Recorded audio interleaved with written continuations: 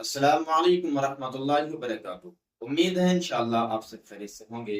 آج پھر سے میں آپ لوگوں کی خدمت میں شاہی امام پنجاب کا بڑا ہی خوبصورت بیان لے کر حاضر ہوں۔ انشاءاللہ یہ بیان آپ لوگوں کو پسند آئے گا۔ اس بیان کو آپ غور سے سنیں اور سمجھیں، اور انشاءاللہ اس ویڈیو میں چلیے میں بھی آپ لوگوں کے ساتھ بیان سنتا ہوں۔ اس بات کو نوٹ کر لو، اگر آپ کے یہ ذہن میں ہے، کہیں نہ کہیں آپ کے دماغ میں ہے کہ ایک ہندو بھائی کے ساتھ ہم گلے نہیں مل سکتے، یا ایک سکھ کی کٹوری میں کھانا نہیں کھا سکتے، یا ایک دلت سے بغل گیر نہیں ہو سکتے، یا ایک جینی اور بودھی کے ساتھ بیٹھ نہیں سکتے، اگر آپ کسی بھی مذہب کے خلاف دل میں یہ سمجھ کے نفرت لائیں گے کہ ہم مسلمان ہیں اور وہ نہیں ہیں، تو پھر ابھی آپ نے اسلام کو نہیں پڑھا۔ یہ نبی علیہ السلام دنیا کے پہلے نبی ہیں جنہوں نے کہہ دیا تھا کہ اللہ اور رسول کو ماننے والے انسانوں کے اندر اونچ نیچ نہیں کریں گے، وہ تمام انسانوں کے ساتھ برابری کا درجہ رکھیں گے۔ اور صرف مسلمانوں کے لیے نہیں کہا، مسلمانوں کے لیے نہیں کہا، پوچھ لینا مولویوں سے، کبھی بخاری میں لکھا ہے، فرمایا غیروں کی عبادت گاہوں کو نہ چھیڑنا، نہ ان کے ساتھ بدتمیزی کرنا، نہ ان کی بیٹیوں اور بیویوں کی طرف کبھی گندی نگاہ ڈالنا۔ مسلمان ہوتا ہی وہی ہے جو دوسرے کو عزت بانٹتا ہو، جو دوسرے کی عزت چھیننے کی کوشش کرتا ہے، وہ کس طرح محمد رسول اللہ کے دین کا نمائندہ بن سکتا ہے؟ بتائیے، اپنے دل پہ ہاتھ رکھ کے بتاؤ مسلمانوں جو ایک دوسرے کو فتوے دیتے ہو، ایک دوسرے کو مسئلے سمجھاتے ہو، کیا آپ کی وجہ سے کسی ہندو سکھ بھائی نے کبھی کہا ہے کہ مسلمان اچھے ہوتے ہیں؟ اپنے دل سے پوچھئے ایک منٹ کے لیے، اپنے دل پہ ہاتھ رکھ کے پوچھو، اپنی زندگی کو دیکھو۔ ایک چھوٹا سا واقعہ سنا کے اپنی بات ختم کر دیتا ہوں۔ میرے والد شیر اسلام مولانا حبیب الرحمان لدھیانوی رحمۃ اللہ علیہ کے پاس تقریباً 10-15 سال یا اس سے زیادہ ہو گیا ہوگا، ایک صاحب آئے، نوجوان سے تھے، کہنے لگے میں کلمہ پڑھنا چاہتا ہوں۔ کلمہ پڑھ لیا، چلے گئے، آتے جاتے رہے کئی سال، کہنے لگے حضرت آپ دعا کیا کریں، میری امی ہماری ہم خیال ہو جائے۔ دعا کرتے رہے، وہ کوشش کرتا رہا، والدہ اس کی ہم خیال ہو گئی۔ پھر وقت گزرتا گیا، آنے لگے، کہنے لگے مولانا اگر ابو ہو جائے نا، ابو سے تو ڈر لگتا ہے، اگر ابو بھی مان جائے نا ہماری بات تو ہم پھر بے فکر ہو جائیں۔ تو ایک دن آیا خود ہی مٹھائی لے کے کہ حضرت میرے ابو بھی میرے ساتھ آئے ہیں۔ تو اس کے والد کا جو اس نے واقعہ بیان کیا وہ آپ کو سنانا ہے۔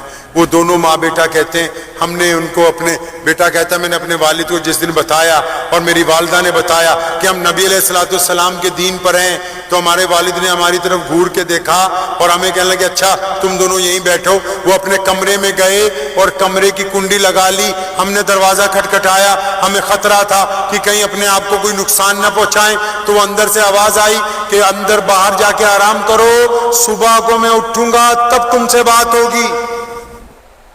اب جب صبح ہوئی نا، وہ کہتے ہیں کہ فجر کے وقت ہی کنڈی کھل گئی، والد غسل کر کے کھڑے، چل یار ہم دونوں آج اکٹھے نماز پڑھیں گے۔ تو انہوں نے کہا ابا ساری رات میں اور میری ماں فکر میں بیٹھے رہے کہ کہیں تو اپنے آپ کو کچھ کر نہ لے، تو بتا تو صحیح، یہ بات تو ہمیں رات بھی کہہ سکتا تھا، کیوں ہمیں ساری رات پریشان کیا؟ تو اس کے ابا نے کہا بات تمہاری نہیں تھی، میں جس گاؤں میں رہتا تھا نا، میرے ساتھ والے گھر میں ایک غلام نبی نام کا لڑکا رہتا تھا، وہ مسلمان تھا، وہ اور میں اکٹھے سکول جاتے تھے، ہم 10ویں تک اکٹھے پڑھے، پھر نوکری اکٹھے لگ گئے، اکٹھے ریٹائر ہوئے۔ کہنے لگا جب تم نے رات مجھے کہا نا کہ ہم نبی علیہ السلام کے غلام بن گئے، تو میں نے کنڈی لگائی، میں لیٹ گیا اور میں نے دیکھا کہ غلام نبی نے کیا بچپن میں میرے سے بے ایمانی کی ہے؟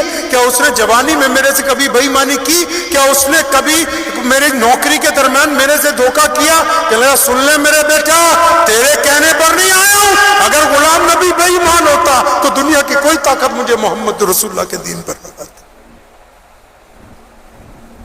بتاؤ تو صحیح، اسلام یہ نہیں کہتا کہ ساری دنیا ایمان لائے گی، لیکن اسلام یہ چاہتا ہے کہ ایمان والوں پر کوئی انگلی نہ اٹھائے۔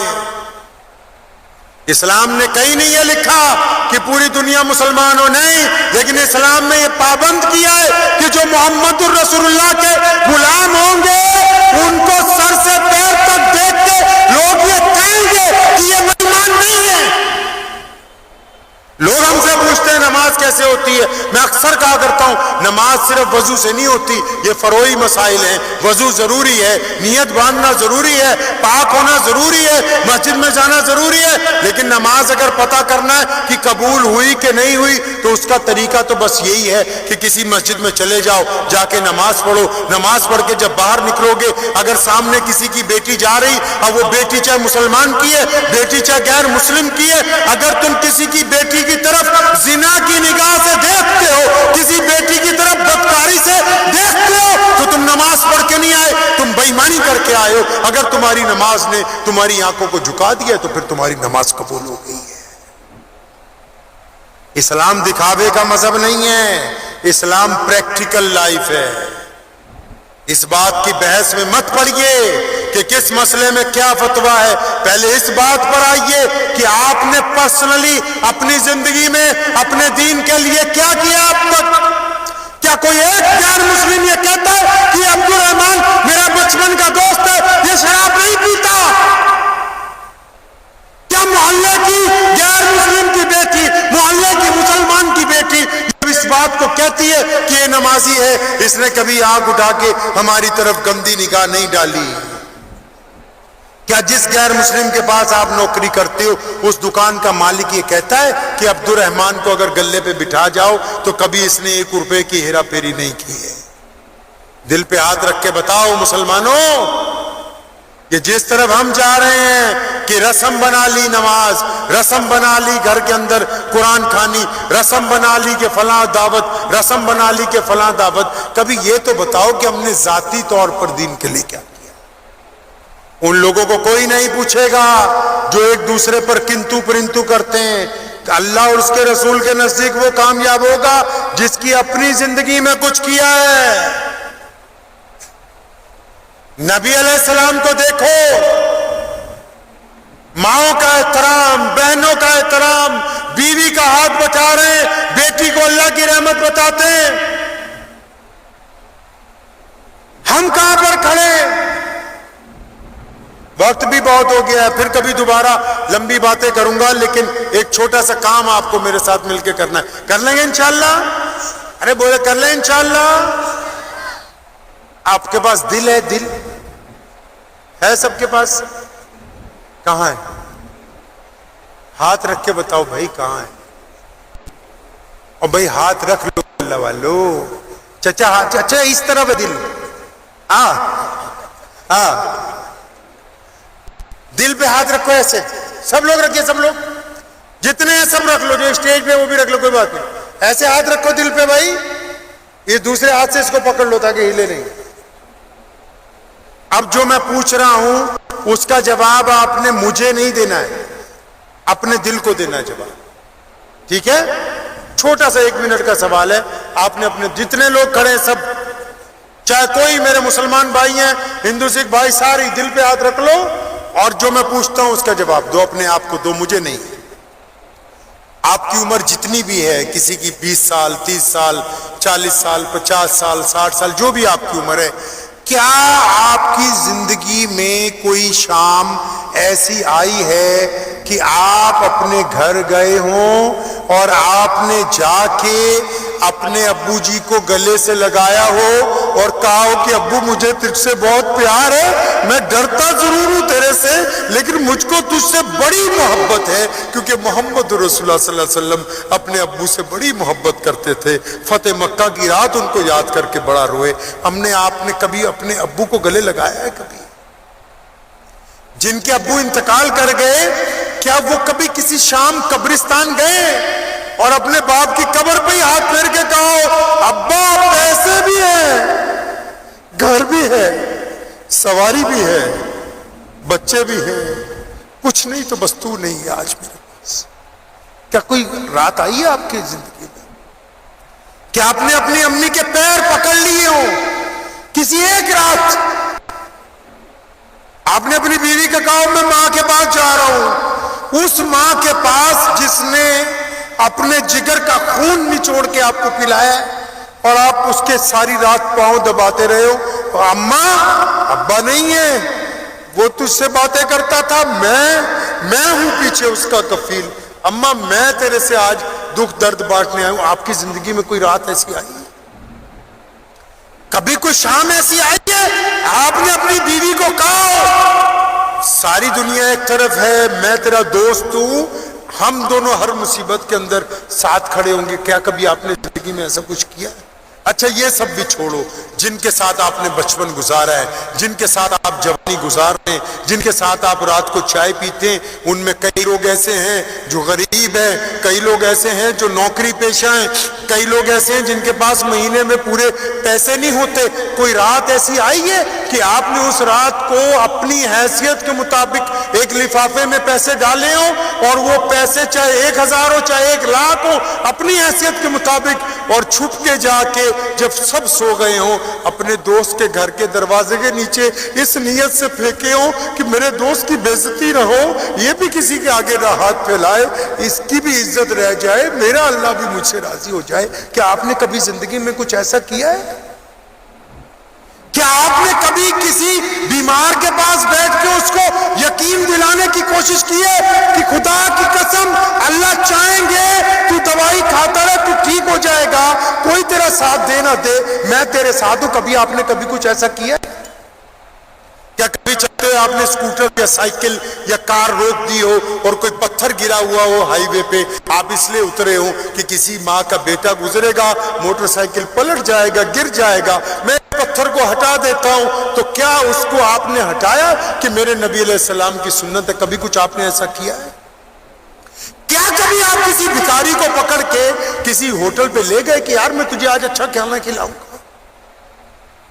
کسی روتے ہوئے کو ہنسایا ہے؟ کبھی کسی روتے ہوئے کو ہنسایا ہے؟